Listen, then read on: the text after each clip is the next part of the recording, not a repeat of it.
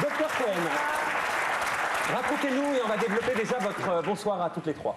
Votre méthode de travail. Vous avez analysé donc vraiment 10 000 produits et vous les avez tous passés au crible. C'est une enquête sérieuse, minutieuse et réelle. Hein. Complètement sérieuse et minutieuse.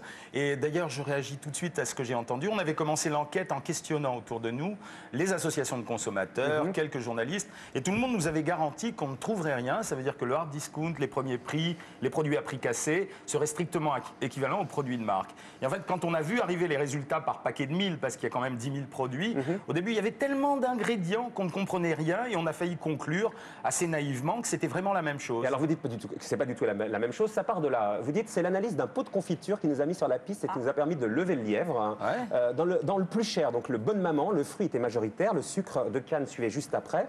Puis dans le produit moyen de gamme, le Reflet de France de chez Carrefour, le fruit passait au second plan. Et alors dans la plus économique, donc dans le Leader Price, dans le sirop de glucose fructose était moins coûteux que le sucre et c'est celui-là qui primait.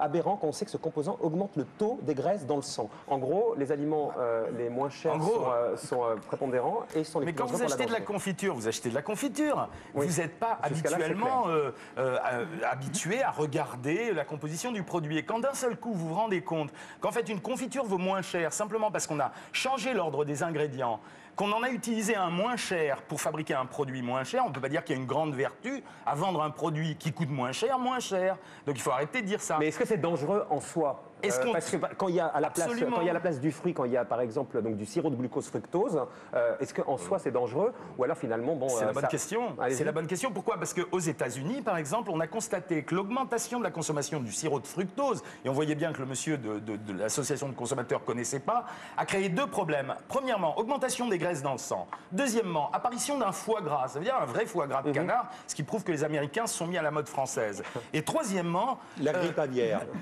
Non, ça c'est le canard enchaîné, la grippe aviaire. Et troisièmement, une augmentation de l'obésité. Ceci est clairement démontré. Les Américains en consomment 100 grammes par jour. Donc, nous en consommons 20 grammes. Et au rythme où nous achetons ce type de produit, on arrivera à créer ce phénomène.